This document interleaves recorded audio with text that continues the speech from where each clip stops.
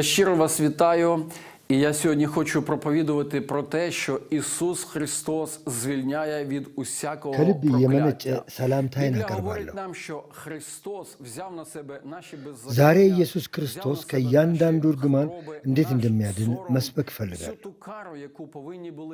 መጽሐፍ ቅዱስ ክርስቶስ በደላችንን፣ ሕመማችንን፣ እፍረታችንንና ቅጣታችንን ሁሉ እንደተቀበለ ይነግረናል። ስለ እርግማናችን መከራን ተቀብሏል። ዛሬም ኃጢአትን ይቅር ይላል። ኢየሱስ ዛሬ ወደ እርሱ የሚመጡትን ከእርግማን ነፃ ያወጣቸዋል። ነገር ግን እርግማን ምን እንደሆነ፣ ለምን እንደሚመጣ እና እንዴት ከእርሱ ነፃ መውጣት እንደሚቻል በዝርዝር ማስረዳት እፈልጋለሁ።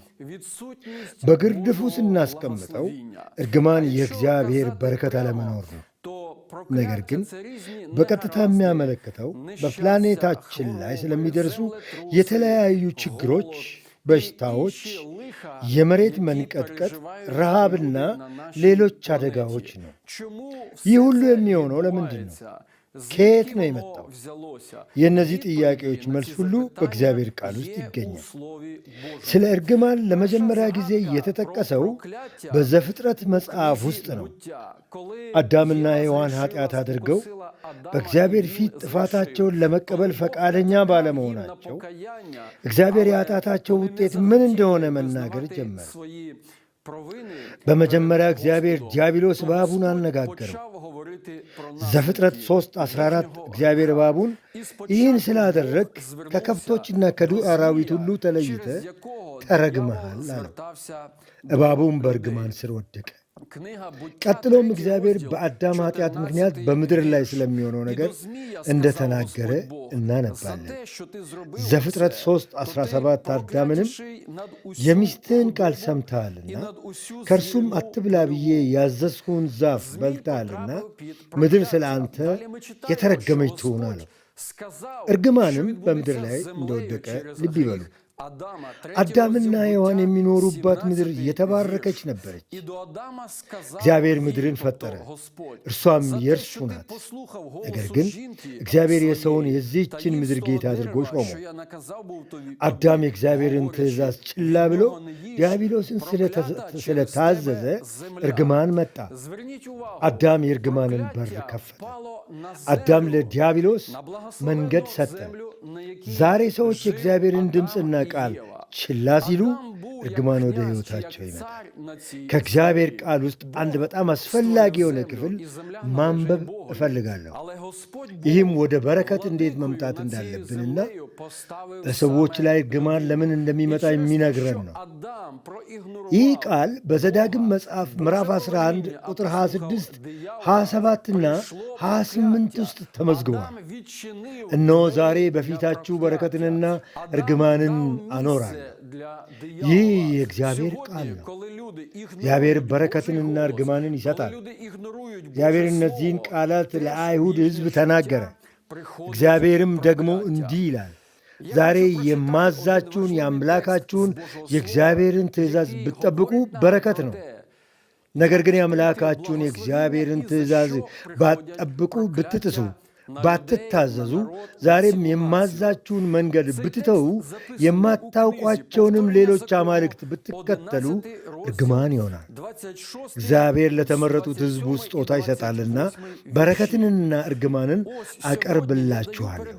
እግዚአብሔር እንዲህ ይላል፣ እኔንና ትእዛዜን ብትታዘዙ በረከቶች ወደ ሕይወታችሁ ይመጣሉ።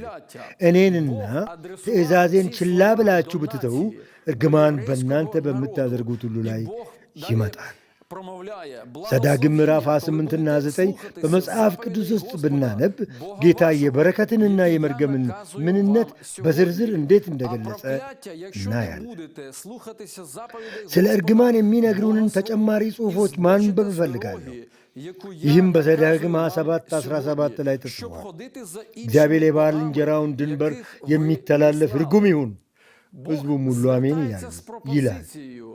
አንድ ሕዝብ ግዛቱን ሊወርስ በሌላው ሕዝብ ላይ በጦርነት ሲነሳ በዚያ ሕዝብ ላይ እርግማን ይመጣል። ቁጥር 19 እንዲህ ይላል፣ የመጻተኛውን የድሃ አደጉንና የመበለቲቱን ፍርድ የሚያጣምም ርጉም ይሁን። ሕዝቡም ሁሉ አሜን ይላሉ።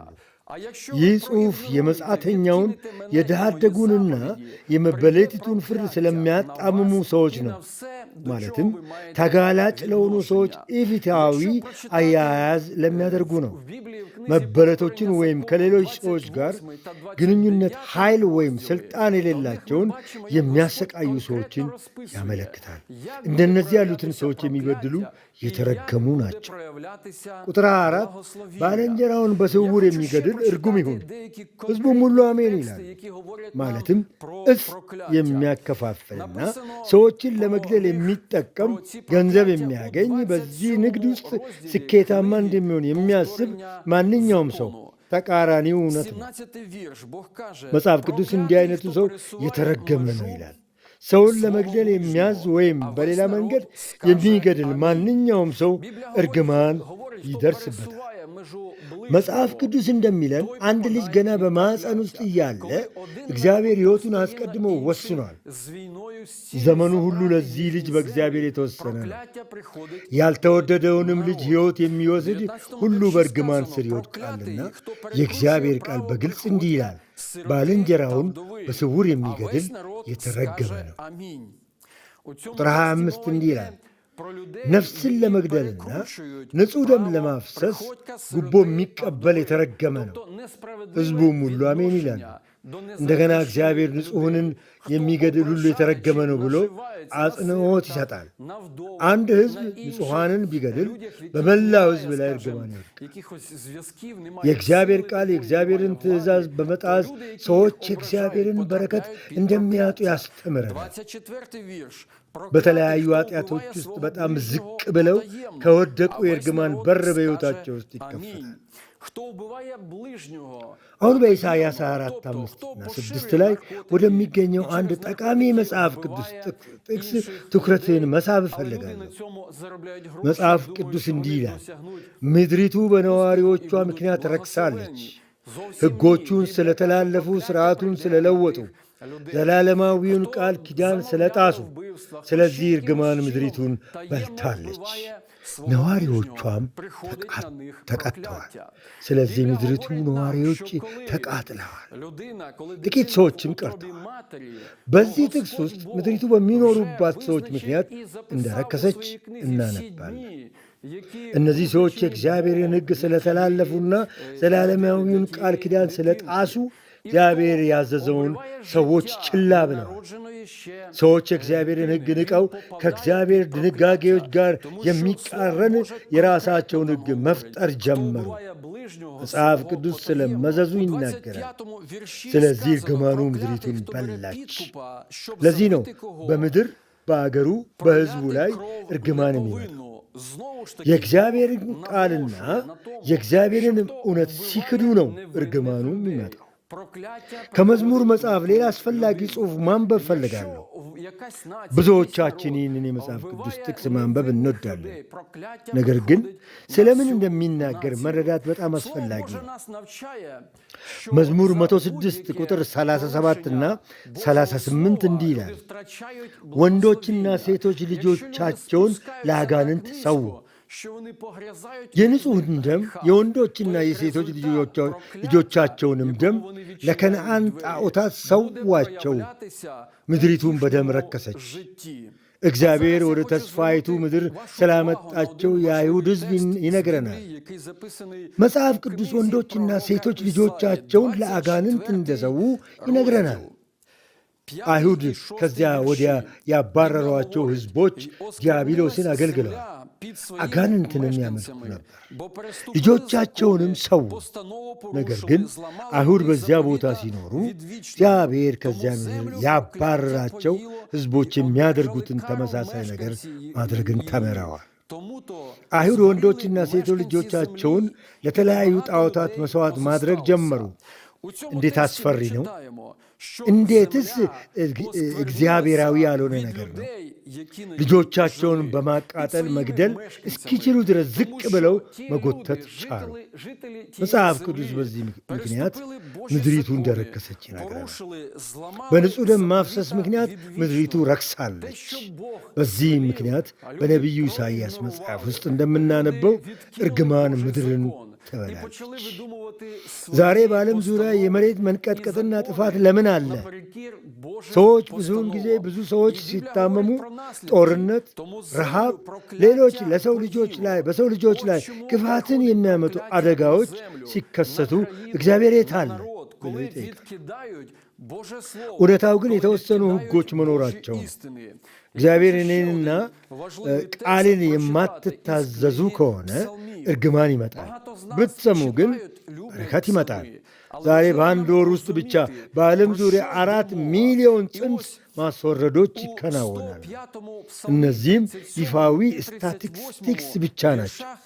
በፕላኔታችን ላይ ምን ያህል ሕገወጥ ድርጊቶች እንደሚፈጸሙ መገመት ትችላላችሁ። 4 ሚሊዮን ያልተወለዱ ሕፃናት ይገደላሉ በውርጃ እና ሆን ብለው ያደርጉታል። ውርጃው እግዚአብሔር እንዲህ አይነቱን ሕገወጥነት ይባርካልን? ስለዚህ የመሬት መንቀጥቀጥ፣ የተለያዩ በሽታዎች፣ የተለያዩ ችግሮች ለምን እንደሚፈጠሩ ማሰብ አስፈልግ። የሰው ልጅ ሕገወጥነቱን ካላቆመ እርግማን ምድርን ይበላል። እርግማን ራሱን በተለያዩ መንገዶች ይገልጣል።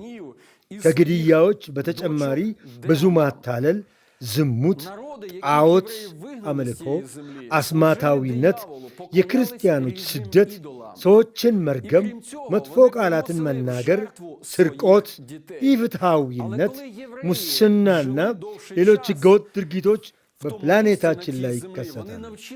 እርግጥ ነው ስለ እነዚህ ነገሮች ስናስብ አስፈሪ ነው። ነገር ግን ጌታ እግዚአብሔር ከምሕረቱ የተነሳ ይወደናል፣ እናም ይባርከን ይፈልጋል። እጅግ አስከፊው እርግማን ግን ዘላለምን ያለ ክርስቶስ ማሳለፍ ነው። ይህ በውኑ ለእያንዳንዱ ነፍስ አጥብቆ ሊያስብበት የሚገባው መሠረታዊ ጉዳይ ነው። በማቴዎስ ወንጌል ምዕራፍ 5 ቁጥር 41 ላይ ኢየሱስ ክርስቶስ እንዲህ ብሏል፣ በዚያን ጊዜ በግራ በኩል ላሉት ደግሞ እናንተ የተረገማችሁ የዲያብሎስና ለመላእክቱ ወደ ተዘጋጀው ወደ ዘላለም እሳት ከኔ ሂዱ ይላቸዋል። ኢየሱስ ክርስቶስ ሰዎችን ለመፍረድ ወደ ምድር ለሁለተኛ ጊዜ ሲመጣ የእያንዳንዱን ሰው የመጨረሻ ግምገማ እንደሚያደርግ አብራርቷል። ኢየሱስ እናንተ የተረገማችሁ የዲያብሎስና ለመላእክቱ ወደ ተዘጋጀው ወደ ዘላለም እሳት ከኔ ሂዱ እንዲላቸው የሚገደዱ ሰዎች ይኖራሉ። ተገደው ወደ ተባለላቸው ስፍራ ለመሄድ ይገደዳሉ ማለት ነው። ኢየሱስ እነዚህን ሰዎች የተረገሙ ብሎ የሚጠራቸው ለምንድን ነው? በእርግጥ በእርግማን ስር የተወለዱ ናቸውን? ማንም ሊለውጠው አይችልም፣ በፍጹም። እውነታው ግን አንድ ሰው የእግዚአብሔርን ትእዛዛትና የእግዚአብሔርን ቃል ሲጥስ፣ የኃጢአት ሕይወትን ሲመርጥ፣ መዳንንና የእግዚአብሔርን በረከቶች በራሱ ስር ይክዳል፣ ከእርግማን ጎን መቆምን ይመርጣል። ስለዚህም ነው ክርስቶስ ለብዙዎች እናንተ የተረገማችሁ ወደ ዘላለም እሳት ከኔ ሂዱ የሚላቸው። ነገር ግን ኢየሱስ እነዚህን አስፈሪ ቃላት እንድንሰማ አይፈልግም። ስለዚህ ኢየሱስ ዛሬ ወደ እርሱ እንድንመጣ ይጠራናል። ምክንያቱም በቀራኔው መስቀል ላይ ኃጢአትንና ኃጢአተኝነትን አስወግዷልና። ስለዚህም ከእርግማን ነፃ ወጥተን በእግዚአብሔር በረከት እንድንኖር ነው ዓላማው። አሁን በጣም አስፈላጊ የሆነ ነገር መናገር እፈልጋለሁ። በገላትያ ምዕራፍ 3 ቁጥር 13 ላይ ከሚገኘው የእግዚአብሔር ቃል አነባለሁ። ክርስቶስ ስለ እኛ እርግማን በመሆን ከሕግ እርግማን ዋጀን፣ ምክንያቱም በእንጨት ላይ የሚሰቀል ሁሉ የተረገመ ነው ተብሎ ተጽፏልና። ኢየሱስ ክርስቶስ የእግዚአብሔርን ሕግ ባለመታዘዝና በመጣስ ከሚመጣው እርግማን ዋጀ። ክርስቶስ ስለ እኛ እርግማን ሆነ፣ ምክንያቱም በእግዚአብሔር ቃል በእንጨት ላይ የሚሰቀል ሁሉ የተረገመ ነው ተብሎ ተጽፏልና። ኢየሱስ ራሱን ለመስቀል ፈቀደ። በቀራኔው መስቀል ላይ በተሰቀለበት ጊዜ በደላችንንና እርግማናችንን ሁሉ በእርሱ ላይ ተጥሏል። እርግማናችንን ለማስቆም፣ ለመስበር ወይም ወደ እግዚአብሔር በረከት ለመቀየር ኃይልና ሥልጣን ያለው ኢየሱስ ክርስቶስ ብቻ ነው። ምክንያቱም ኢየሱስ ሕይወቱን ስለ እኛ ስለሰጠ በረከት እንድንሆን ሕይወቱን ሰጥቷል። ዛሬ ብዙ ሰዎች በሚያሳዝን ሁኔታ ላይ ያለ ክርስቶስ ናቸው። ብዙ ሰዎች ራሳቸውን ያታልላሉ። የእግዚአብሔርን ቃል የማያነቡ ወይም የማይታዘዙ ሆነው እያለ እግዚአብሔር ከእነሱ ጋር እንደሆነ ያስባሉ። እንዲያውም የእግዚአብሔርን ቃል ችላ ካልን ኢየሱስ ክርስቶስን እንክዳለን። ኢየሱስ ክርስቶስን ብናከብር የእግዚአብሔርን ቃል እንታዘዛለን።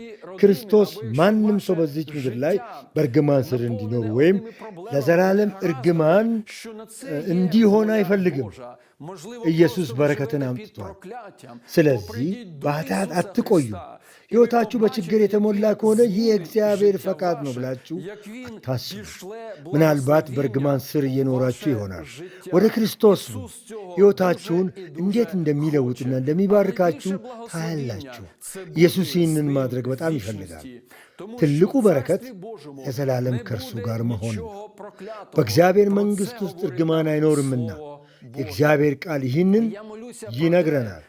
ጌታ ልባችሁን እንዲከፍትና ኢየሱስ የእርግማን ሁሉ ፍጻሜ ማድረጉን እንድታስተውሉ እንዲረዳችሁ ጸልያለሁ። ኢየሱስ ከኃጢአት ነፃ ያወጣል፣ በረከትንና የዘላለም ሕይወትንም ይሰጣል። ተባረኩ። በጣም ወዳችኋለሁ።